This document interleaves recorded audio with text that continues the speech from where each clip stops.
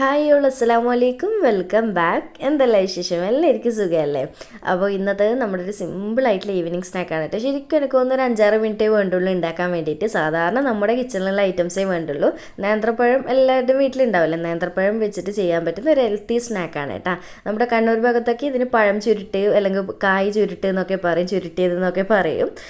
നമ്മുടെ കായ് നിറച്ചില്ലേ, അതിൻ്റെ വേറൊരു വേർഷൻ തന്നെ വേണ്ടിക്ക് പറയാം കേട്ടോ. പഴം സ്വിസ് റോൾ എന്നും പറയും. അപ്പോൾ നമുക്ക് പെട്ടെന്ന് തന്നെ വീഡിയോയിലേക്ക് വരാം. വീഡിയോയിലേക്ക് പോകുന്നതിന് മുന്നേയായിട്ട് എനിക്ക് ചാനൽ ഇഷ്ടപ്പെടുന്നുണ്ട് എന്നുണ്ടെങ്കിൽ പ്ലീസ് ഒന്ന് സബ്സ്ക്രൈബ് സപ്പോർട്ട് ചെയ്യണേ. അപ്പോൾ നമ്മുടെ പഴം ചുരുട്ടുണ്ടാക്കാൻ വേണ്ടിയിട്ട് ഞാനിവിടെ നേന്ത്രപ്പഴം എടുത്തിട്ടുണ്ട്. അത്യാവശ്യം നല്ല പഴുത്തത് നോക്കിയിട്ട് തന്നെ എടുക്കുക കേട്ടോ.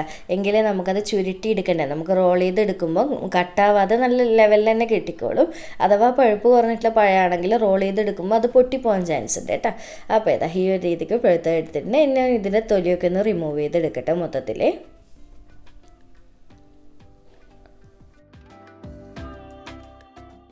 അപ്പോൾ ഇതാ നമ്മുടെ പഴം മൊത്തത്തിൽ ഞാൻ തൊലിയൊക്കെ റിമൂവ് ചെയ്ത് വെച്ചിട്ടുണ്ട്. ഇനിയിപ്പോൾ നമുക്ക് ഈ ഒരു പഴത്തിന് മൊത്തത്തിലൊന്ന് കട്ട് ചെയ്തെടുക്കണം. അപ്പോൾ കട്ടിങ് എങ്ങനെയാണെന്ന് വിചാരിച്ചു കഴിഞ്ഞാൽ നമ്മൾ നീളത്തിൽ പഴം പീൽ ചെയ്തെടുക്കില്ല, നമ്മൾ സ്ലൈസ് ചെയ്തെടുക്കുമല്ലോ, ആ ഒരു രീതിക്കാണ് കേട്ടോ. ജസ്റ്റ് കത്തിയൊന്ന് ഇങ്ങനെ വെച്ചിട്ട് ഒറ്റ വലിയങ്ങ് വലിച്ചു കൊടുക്കുക കേട്ടോ. അപ്പോൾ ഒരു കാര്യം ശ്രദ്ധിക്കുക, ഓവർ ഭയങ്കര കട്ടിയായിട്ടും വേണ്ട, ഒന്ന് ഓവർ നേരിയതായിട്ടും ചെയ്യേണ്ട, ഒരു പാകത്തിന് കട്ടിയോട് കൂടിയിട്ട് തന്നെ ഇതാ ഇതുപോലെ. ഇത്രയേ ഉള്ളൂ, ഭയങ്കര സിമ്പിൾ തന്നെയാണ് കേട്ടോ. പിന്നെ പ്രത്യേകം ഒന്ന് ശ്രദ്ധിച്ചാൽ മതി, കാരണം നല്ല പഴുത്ത പഴം വെച്ച് ചെയ്യുന്നില്ല, അതുകൊണ്ട് തന്നെ പെട്ടെന്ന് മുറിഞ്ഞു പോകാൻ ചാൻസ് ഉണ്ട്. അപ്പോൾ പതുക്കെ മെല്ലെ ചെയ്യുക കേട്ടോ, സാവധാനം ടൈം എടുത്തിട്ട്. അപ്പോൾ ഞാൻ ഇതുപോലെ ഒന്ന് മൊത്തത്തിൽ സ്ലൈസ് ചെയ്ത് വെക്കട്ടെ. ചിലവർ ഇതുപോലെ നീളത്തിൽ നമ്മൾ പഴം വാട്ടിയൊക്കെ എടുക്കുമല്ലോ, ആ ഒരു പോലെ തന്നെ. പിന്നെ പഴംപൊരിക്കൊക്കെ നമ്മൾ കട്ട് ചെയ്യുന്നുണ്ടല്ലോ, അതുപോലെ തന്നെ, വേറെ പണിയൊന്നുമില്ല കേട്ടോ. അപ്പോൾ ഇതാ ഈ ഒരു എൻ്റെ പഴത്തിൻ്റെ വലുപ്പത്തിനനുസരിച്ച് ഞാൻ 4 സ്ലൈസ് ആക്കിയിട്ടാണ് കട്ട് ചെയ്തിട്ടുള്ളത്. അപ്പോൾ ഇതുപോലെ ഞാൻ ബാക്കിയുള്ളത് മൊത്തത്തിൽ ചെയ്തെടുക്കട്ടെ. അങ്ങനെ 4 പഴവും ഞാൻ മൊത്തത്തിൽ ഇതുപോലെ കട്ടാക്കി വെച്ചിട്ടുണ്ട്.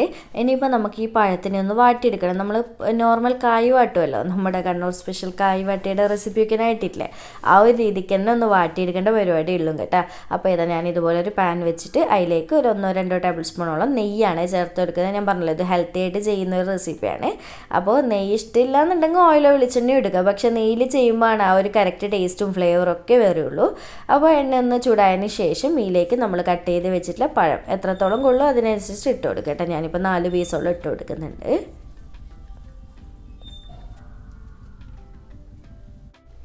ഇനിയിപ്പോൾ ഇതുപോലെ ഇടയ്ക്കൊന്ന് തിരിച്ചും മറിച്ചൊക്കെ അങ്ങ് ഇട്ട് കൊടുക്കുക. അറിയാമല്ലോ എല്ലാവർക്കും പഴം വാട്ടിയെടുക്കാൻ. ഒരു സൈഡ് ഒന്നങ്ങ് ചെറിയൊരു ബ്രൗൺ ഷെയ്ഡ് വരുമ്പോൾ തന്നെ തിരിച്ചിട്ട് കൊടുക്കുക. അങ്ങനെ 2 സൈഡും ചെറിയൊരു ബ്രൗൺ ഷെയ്ഡ് ആക്കിയിട്ട് എടുക്കുക കേട്ടോ, ഒരു ഗോൾഡൻ ബ്രൗൺ പോലെ. അപ്പോൾ ഇതുപോലെ ഞാൻ തിരിച്ചും മറിച്ചൊക്കെ ഇട്ട് കൊടുക്കുന്നുണ്ട്.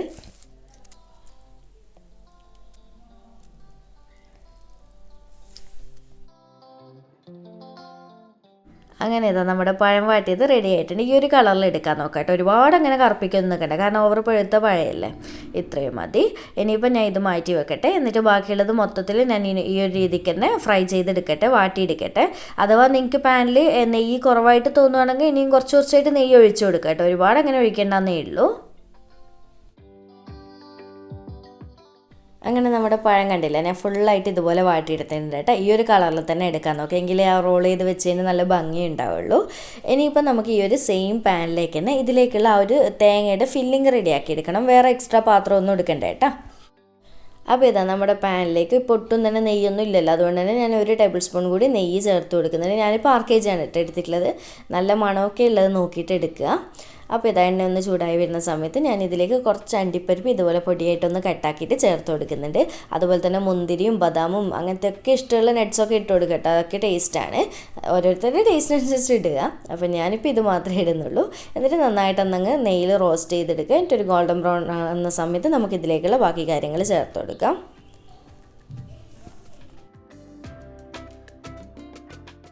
അപ്പോൾ ഇത് അണ്ടിപ്പരിപ്പ് ചെറുതായിട്ട് കളറങ്ങ് മാറി വരുന്ന സമയത്ത് ഞാൻ ഇതിലേക്ക് അരമുറി തേങ്ങ ചിരകിയിട്ട് മൊത്തത്തിലായിട്ട് ഇട്ട് കൊടുക്കുന്നുണ്ട് കേട്ടോ.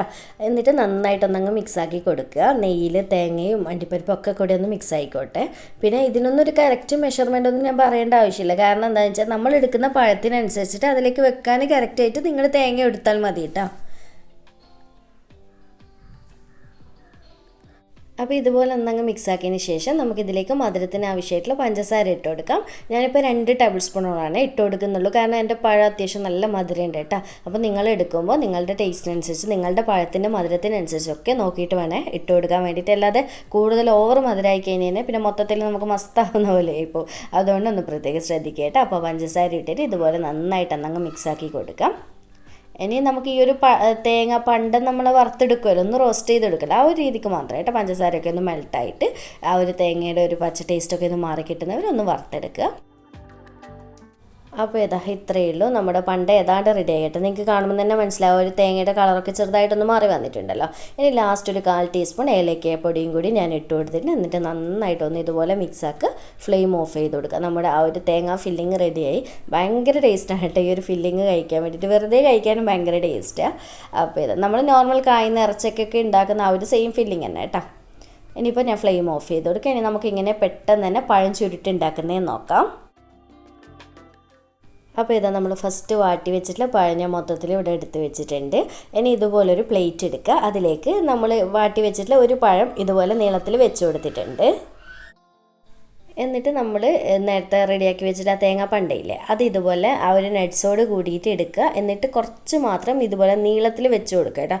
ഒരുപാട് വെക്കണ്ട, കാരണം നമ്മുടെ ആ ഒരു പഴം അത്രയല്ലേ വീതിയുള്ളൂ. അപ്പോൾ അതിനനുസരിച്ച് കുറച്ച് വെച്ച് കൊടുക്കുക. എന്നിട്ട് ഇതുപോലെ സ്പൂൺ വെച്ചിട്ട് നന്നായിട്ടൊന്ന് പ്രസ് ചെയ്ത് കൊടുക്കുക. എന്നിട്ട് അതിന് ശേഷം ജസ്റ്റ് ഒന്ന് വിരൽ കൊണ്ട് ഇങ്ങനെ പ്രസ് ചെയ്ത് കൊടുക്കണം, അല്ലെങ്കിൽ ഫില്ലിങ് ഇളകിപ്പോകും. എന്നിട്ട് ഒരു സൈഡിൽ നിന്ന് ഇതുപോലെ പഴം നമ്മുടെ ഇങ്ങനെ ചുരുട്ടി എടുക്കുക കേട്ടോ. അപ്പോൾ ഇതിനാണ് പഴം ചുരുട്ട് അല്ലെങ്കിൽ കായ് ചുരുട്ട് എന്ന് പേര് വന്നിട്ടുള്ളത്. നമ്മുടെ ആ ഒരു സ്വിസ് റോളിൻ്റെ ഒക്കെ ആ ഒരു ഷേപ്പിൽ തന്നെ. അപ്പോൾ ഇത്രയേ ഉള്ളൂ, സിമ്പിളല്ല, റെഡി ആയില്ല. ഒരു 5-6 മിനിറ്റേ വേണ്ടുള്ളൂ കേട്ടോ. വീട്ടിൽ ഗസ്റ്റൊക്കെ വരുന്ന സമയത്ത് പെട്ടെന്ന് ഉണ്ടാക്കി കൊടുക്കാൻ പറ്റില്ല. അങ്ങനെ കിഡിലും സ്നാക്ക് ഭയങ്കര ടേസ്റ്റാണ് കേട്ടോ കഴിക്കാൻ വേണ്ടിയിട്ട്. അതുപോലെ തന്നെ ഞാൻ പറഞ്ഞ പോലെ പഴുത്ത പഴം തന്നെ എടുക്കുക, എങ്കിൽ ഇങ്ങനെ റോൾ ചെയ്ത് ഇങ്ങനെ ചുരുട്ടി എടുത്ത സമയത്ത് അവിടെ ഒട്ടി നിന്നോളും കേട്ടോ. അപ്പോൾ ഇത്രയേ ഉള്ളൂ. ഞാൻ ബാക്കിയുള്ളത് മൊത്തത്തിൽ ഈ ഒരു രീതിക്ക് തന്നെ ഒന്ന് ചെയ്തെടുക്കട്ടെ. അങ്ങനെ നമ്മുടെ പഴം ചുരുട്ട് അല്ലെങ്കിൽ കായ് ചുരുട്ട് റെഡി ആയിട്ടുണ്ട്. ഭയങ്കര സിമ്പിളായിട്ടുള്ള സ്നാക്കല്ല, എല്ലാവരുടെയും കിച്ചണിലുള്ള ഐറ്റംസേ വേണ്ടുള്ളൂ.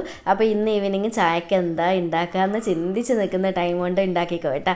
എന്നിട്ട് ഇൻസ്റ്റയിലൊക്കെ ഫോട്ടോസൊക്കെ അയച്ചു തരിക.